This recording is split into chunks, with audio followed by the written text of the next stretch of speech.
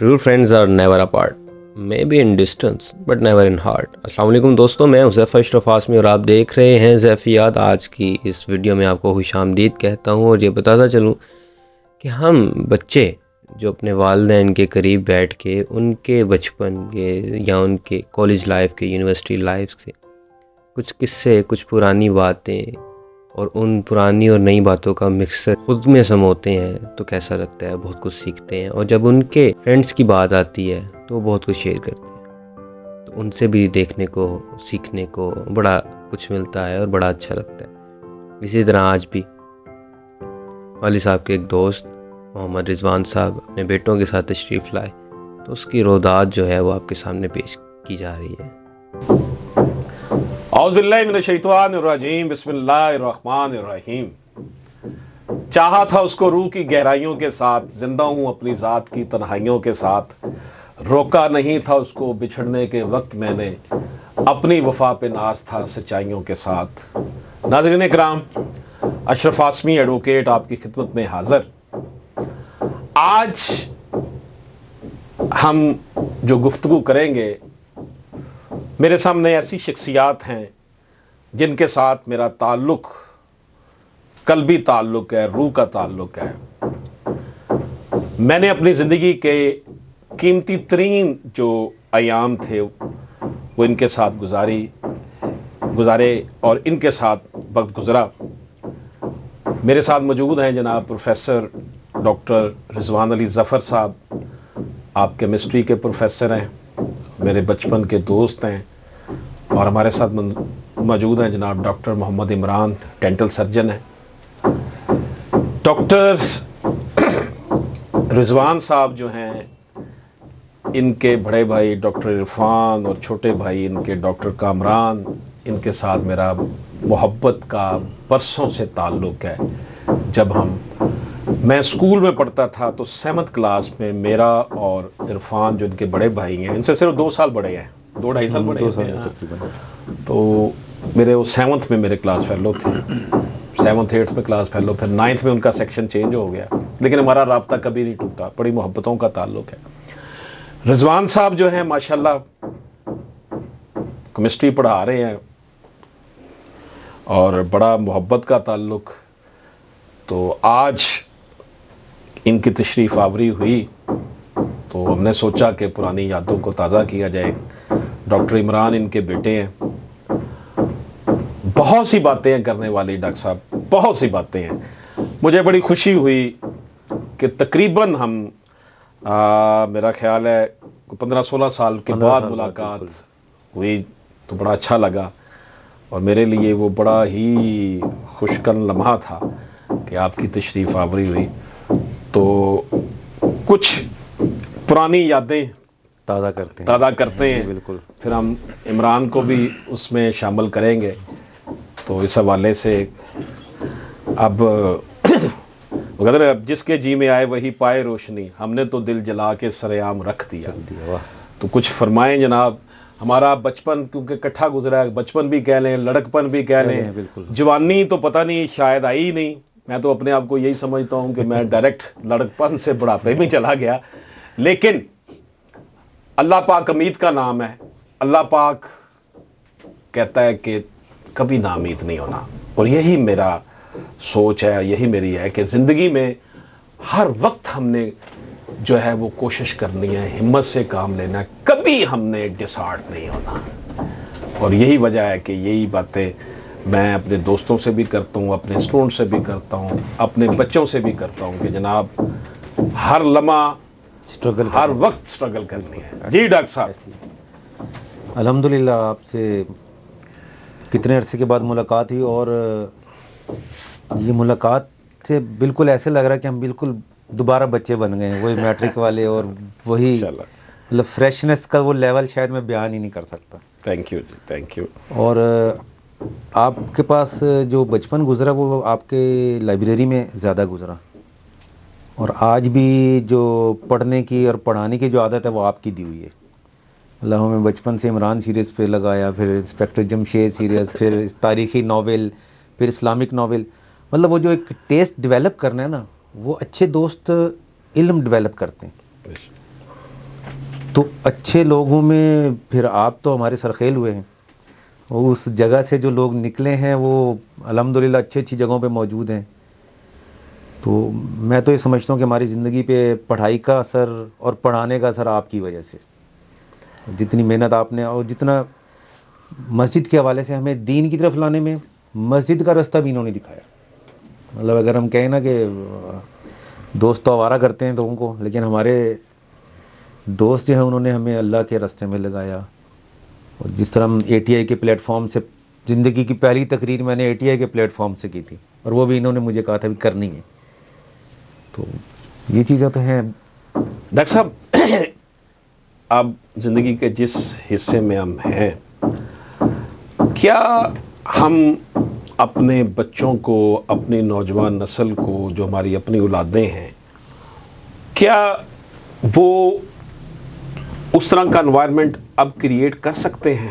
اس حوالے سے آپ کی کیا سجیشن ہوں گی نوجوانوں کے لیے، بچوں کے لیے؟ میں یہ سمجھتا ہوں کہ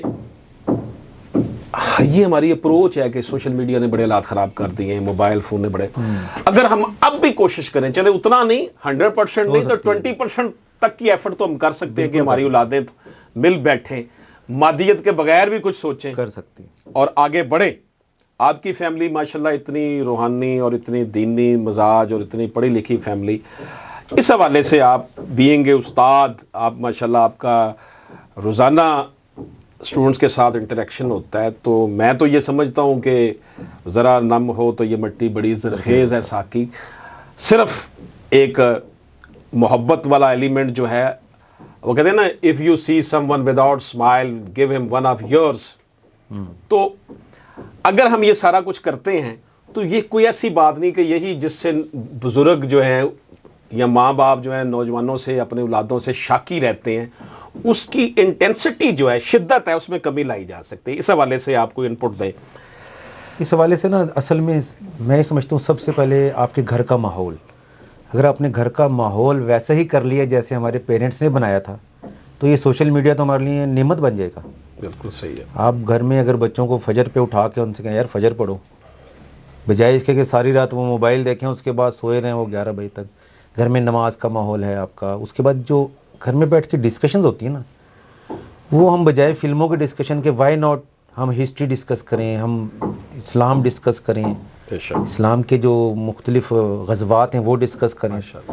اور اب تو سوشل میڈیا پہ اتنی فلمیں ہیں غزوات کے حوالے سے اور نبی پاک صلی اللہ علیہ وسلم کی ذات مبارک کے بارے میں، مطلب وہ جو چیزیں ہم کتاب میں پڑھتے تھے اب وہ فلم کی شکل میں موجود ہیں. تو وائی ناٹ ہم اپنے بچوں کو اس طرف لائیں، ان کو خود ٹائم دیں. وہ ماحول جو ہم نے آپ کے ساتھ بیٹھ کے گزارا نا، وہ بیسیکلی کیا ماحول تھا؟ وہ تھا پڑھائی کا ماحول، نالج کا ماحول. وہ ہم گھروں میں ڈیولپ کریں تو کیوں نہیں ہو سکتا؟ ڈاکٹر عمران، میرے لیے یہ بڑی خوشی کی بات ہے کہ میں رضوان کے بیٹے سے مخاطب ہوں. I am feeling owner. کیا فیل کرتے ہیں اس پروفیشن میں آنے کے بعد؟ آپ ماشاءاللہ آپ نے ڈاکٹری پڑھی ہے اور اب پریکٹسنگ ڈاکٹر ہیں، اور آپ کا جو شعبہ ہے وہ تو ویسے بھی بڑا ہی اہمیت کا حامل ہے. تو آپ کی کیا اپنے پروفیشن کے حوالے سے جو ایک آپ نے جو تگ و تاز کی، کوشش کی، اپنے یہ لرننگ کی ہے، اور اب آپ نے سوسائٹی کو، معاشرے کو وہ چیزیں لٹانی ہیں جو آپ نے کیا ہے. آپ کی تو ساری فیملی ہی ماشاءاللہ جو ہے وہ بڑی انٹلیکچوئل ہے. تو آپ کے کیا جذبات ہیں؟ اچھا جی، سب سے پہلی بات تو یہ ہے کہ ایز اے ڈینٹسٹ جو ہے آپ نے اپنے ارد گرد لوگوں کو دیکھنا ہے کہ لوگ جو ہیں ان کے اندر اویئرنیس نہیں ہے. دانتوں کے مسائل زیادہ ہیں، لوگوں کے اندر اویئرنیس نہیں ہے. ہم کھانا جب کھاتے ہیں اس کے بعد ہمیں صفائی کرنے کا جو ہے اویئرنیس وہ کافی لوگوں میں نہیں ہے. لوگ کیا کرتے ہیں، صرف دن میں ایک ٹائم برش کرتے ہیں جس کی وجہ سے ان کے دانت خراب ہو جاتے ہیں. تو سب سے پہلی بات تو یہ ہے کہ ہمیں لوگوں کے اندر اویئرنیس لانی ہے. ایز اے ڈینٹسٹ میری رسپانسبلٹی یہ ہے کہ جب میرے پاس کوئی پیشنٹ آئے تو اس کو میں اویئرنیس پرووائڈ کروں، تاکہ آپ کی جس طرح ہیلتھ ہے، آپ کی جس طرح باڈی کی ہیلتھ ہے، اس طرح آپ کی دانتوں کی ہیلتھ جو ہے وہ آپ کی صحیح رہے.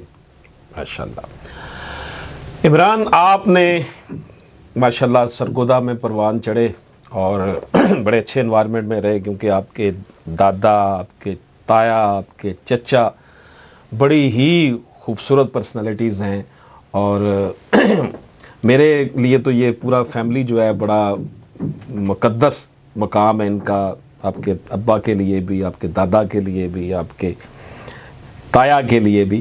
تو آپ کیا فیل کرتے ہیں, وہ کون سی چیزیں تھیں جنہوں نے آپ کی فیملی کو اچھا گروم کیا, آپ کے جو گھر سے آپ کو جو ابا نے, دادا نے, تایا نے, چچا نے, دادی نے, یہ انوائرمنٹ آپ کو ملا کہ آپ لوگ جو ہے اس طرح گروم ہوئے. ماشاءاللہ آپ کے بھائی بھی یونیورسٹی میں پڑھ رہے ہیں, آپ بھی ماشاءاللہ ڈینٹل سرجن بنے ہیں. تو کیسا انوائرمنٹ ہو تو بچے جو ہے وہ اچھے گروم ہو سکتے ہیں؟ ایکچولی سب سے پہلی بات تو یہ کہ آپ کے بچے جو ہیں, آپ کو سب سے امپورٹنٹ چیز یہ ہے کہ آپ اپنے بچے کو تعلیم دیں. سب سے پہلے تعلیم ہوتی ہے, دوسری تربیت ہوتی ہے گھر کی. وہ تربیت ڈیپینڈ کرتی ہے آپ کے ماں باپ پہ. اگر آپ کے ماں باپ پڑھے لکھے ہیں تو وہ اپنے بچوں کی بھی تربیت اس طرح کرتے ہیں. تو اللہ کا شکر الحمدللہ میرے والدین پڑھے لکھے ہیں, میرے دادا دادی بھی پڑھے لکھے ہیں, جس کی وجہ سے ہمارے گھر کی وہ تربیت رہی شروع سے, جس کی وجہ سے ہم اس ماحول میں بڑھے کہ ہم آگے اپنی تعلیم جاری رکھ سکیں. ماشاءاللہ ماشاءاللہ. رضوان صاحب, بڑا اچھا لگا اپنے بیٹے سے بات کرنے کا, اور ڈیفینیٹلی یہ آپ کی تربیت ہے کہ انہوں نے ان کے اندر جو میں دیکھ رہا ہوں اعتماد اور پیار اور محبت اور رسپیکٹ, یقینی طور پر انشاءاللہ تعالی اللہ تعالیٰ کے فضل و کرم سے ہمارے یہ ڈاکٹر صاحب جو ہیں ان کا جو مستقبل ہے درخشاں ہے, اور یہ ملک و قوم کی, معاشرے کی جو ہے وہ خدمت بھی کریں گے. اور رضوان صاحب, میں بینگ اے پریکٹسنگ لائر, مجھے ہر طرح کے لوگوں سے ملنے کا موقع ملتا ہے. لوگوں کے بڑے مسائل ہیں, لوگ بڑے دکھی ہیں, بڑی تکلیف میں ہیں, خانگی مسائل ہیں, پراپرٹیز کے مسائل ہیں, طلاقوں کی شرح بڑھ گئی, بچوں کی تربیت صحیح نہیں ہو رہی, بڑے عجیب و غریب مسائل بنے ہوئے ہیں. لوگ جو ہیں وہ اب اسٹیٹس سمبل ہی سب کے لیے بن گیا. یعنی کہ میں یہ کہا کرتا ہوں کہ جب ہمارا دیکھیں, ہم جب اسکولوں میں پڑھتے تھے تو گورنمنٹ اسکولوں میں پڑھتے تھے اور سائیکل پہ پھرتے تھے, سارا شہر سائیکل پہ پھرتے تھے. اور اس وقت یہ تھا کہ ایک ریڑھی بان کا بچہ بھی اور ایک کسی محکمے کے ڈائریکٹر کا بیٹا بھی جو ہے وہ ایک ہی اسکول میں پڑھتے تھے. تو دوستیاں ان لوگوں کے ساتھ بنی اور وہ پھر پروان چڑھی آگے کے. اب جو صورتحال بنی ہوئی ہے وہ ڈسکریمنیشن بہت زیادہ پھیل چکی ہے کہ غریب کا بچہ کہیں اور پڑھ رہا ہے, امیر کا بچہ اور پڑھ رہا ہے. اس سے کلاس ڈفرنس بہت زیادہ بڑھ گیا. ہمارے معاشرے میں جو ہیو اینڈ ہیو ناٹس کا مسئلہ ہے نا, کہ ایک کے پاس بہت کچھ ہے, ایک کے پاس کچھ بھی نہیں ہے. وہ کہتے ہیں نا, میں اکثر کہا کرتا ہوں, بلکہ میں نے یہ ایک ہمارا ہائی کورٹ میں سیمینار تھا تو میں نے یہ شعر پڑھ دیا تو بہت سے ججز اور بہت سے سرکاری وکیل ناراض ہو گئے تھے کہ یہ اس نے ہمیں کہا ہے, کیونکہ ہم ہی ایسے ہیں کہ یتیموں کو نہیں پالا, ہواری پال رکھے ہیں, امیر شہر نے کتے شکاری پال رکھے ہیں. تو وہ سارے ناراض ہو گئے تھے, جی یہ نے ہمیں کہا ہے کیونکہ ہم ہی سرکار کے جو ہے وہ.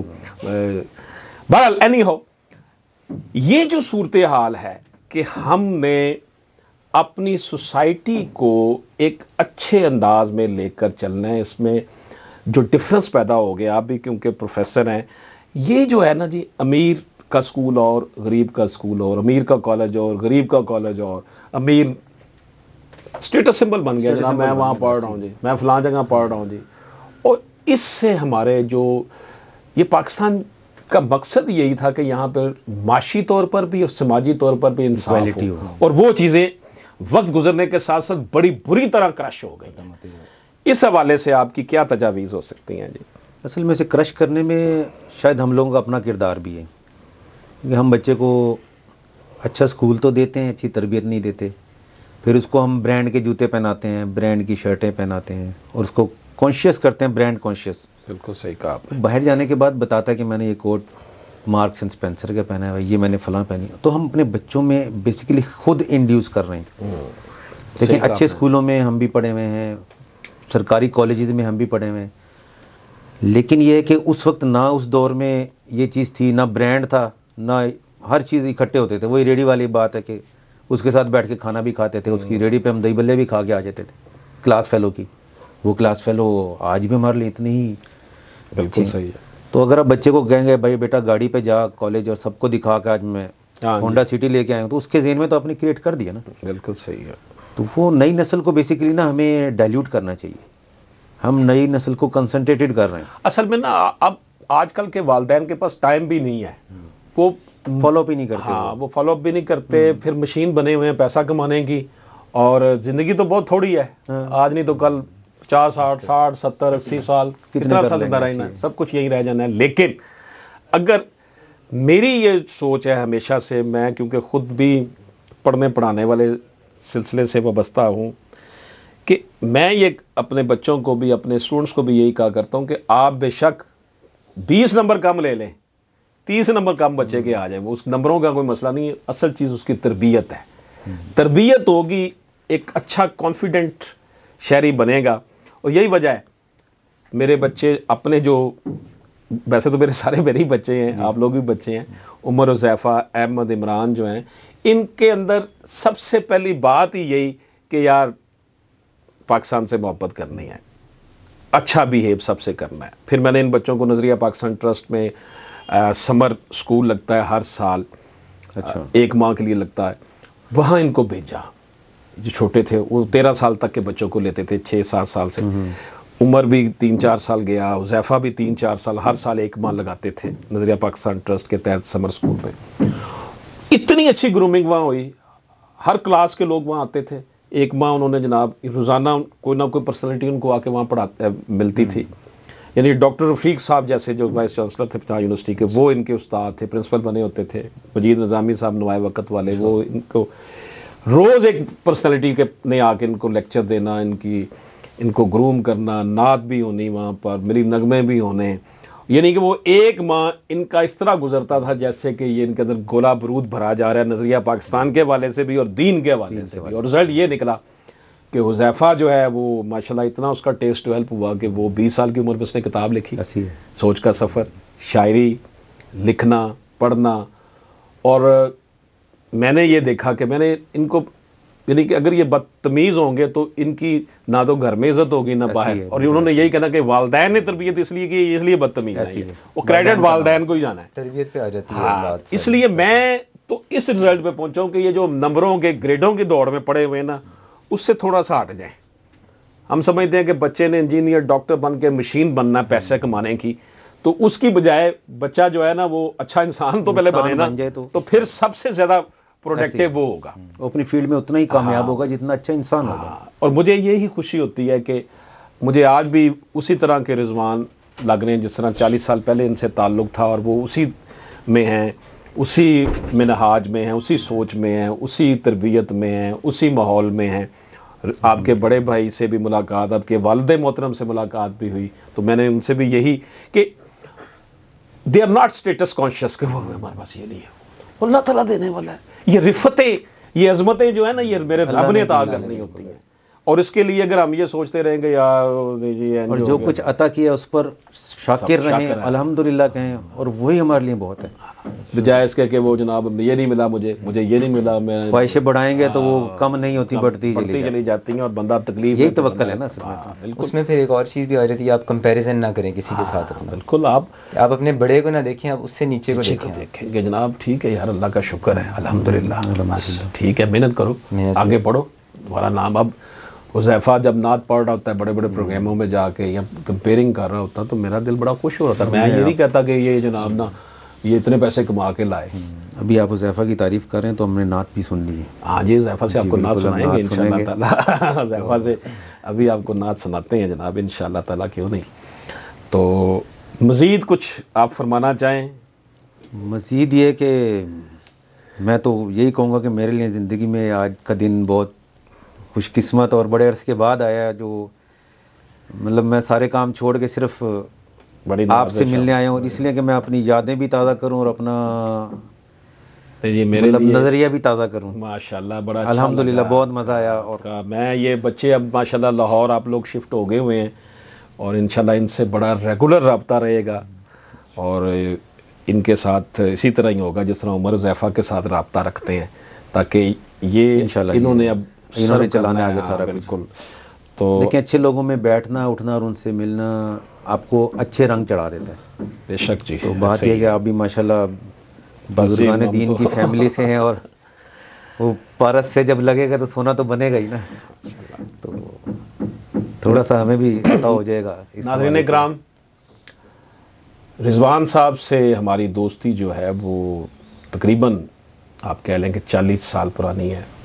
4 دہائیاں گزر گئی اور ماشاءاللہ یہ محبتوں کا تعلق تادم قائم رہے گا انشاءاللہ. وہ ہمارے ایک دوست تھے، ان کا وصال ہو گیا، رضا الدین صدیقی رحمۃ اللہ علیہ.